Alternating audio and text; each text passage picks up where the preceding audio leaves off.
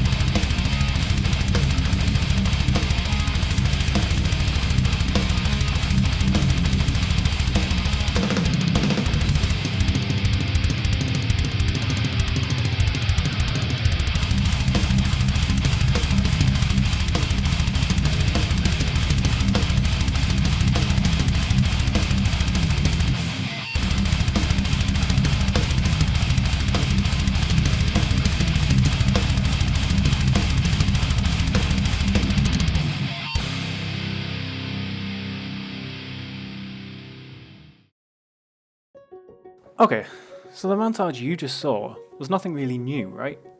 In fact, there are far more violent and goal-laced video games out there, such as Doom or Mortal Kombat. But watching a video and actually playing the game are two very different things. Remember when I said I wasn't going to spout exposition and buzzwords for the VR experience? Well, I lied.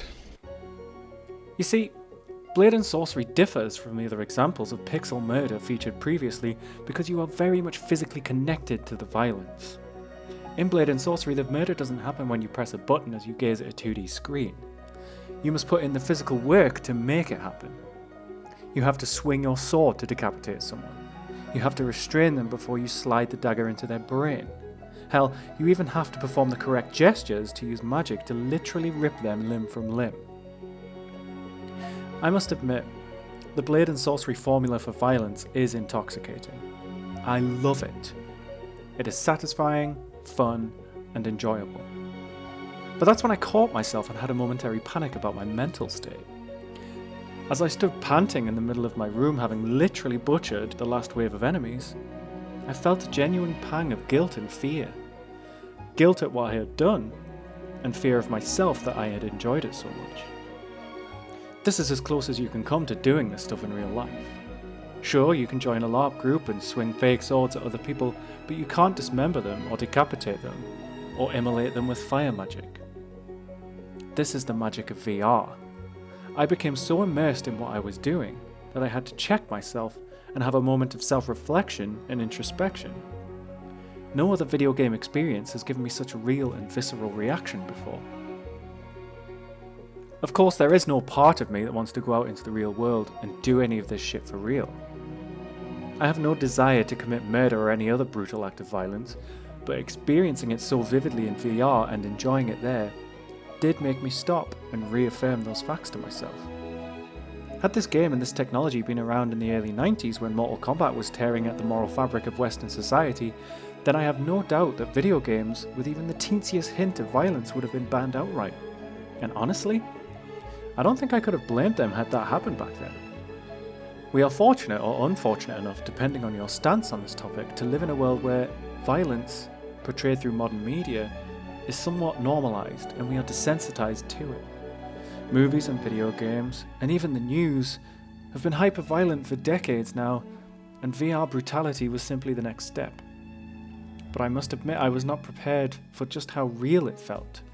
And I don't really think the VR phenomenon can be explained sufficiently well through words or videos. It is something that must be experienced to be understood. It is worth mentioning that I view good video games as art, and art should never be censored. It is also a firm belief of mine, backed up by thorough peer-reviewed studies, that video games do not cause violence. Believe it or not, I haven't decapitated anyone recently. I have played violent video games since I was 5 years old, playing Mortal Kombat 2 on the Sega Mega Drive, or the Genesis for our American friends, and I won't even swat a fly. And while VR murder is certainly more vivid and visceral than traditional video game murder, I don't think it is any more influencing than its 2D forebears. And please don't think that the message in this video is negative about video games or VR. I love them both dearly. I actually gained something of a catharsis while playing video games, and recently VR. The stress relief that games like Blade and Sorcery have brought me recently is something special, and that is one of the main draws of gaming to me. Escapism, especially in this deeply troubled time we have experienced lately, is important, and entering into the VR journey has brought me a new level of escapism that I haven't experienced before. The VR experience in Blade and Sorcery was profound to me. It sent me in a spiral of thoughts and emotions that made me question myself and my morality, and even though it was a brief moment, the fact a video game was able to affect me this deeply was what convinced me that VR is the future. And the future is awesome. Thank you so much for watching this video. If you enjoyed it, then please consider dropping a like and subscribing to the channel. VR has made me want to pick up content creation again, and I had so much fun making this video. If you're so inclined, you can follow me on Twitch and maybe catch a stream of my existential crises in real time. Links in the description. Also let me know your thoughts on this topic. Have you ever reacted this way to a video game? Do you have similar thoughts about VR? Let's start a discussion in the comments section. Thanks again for watching, and I'll see you in the next one.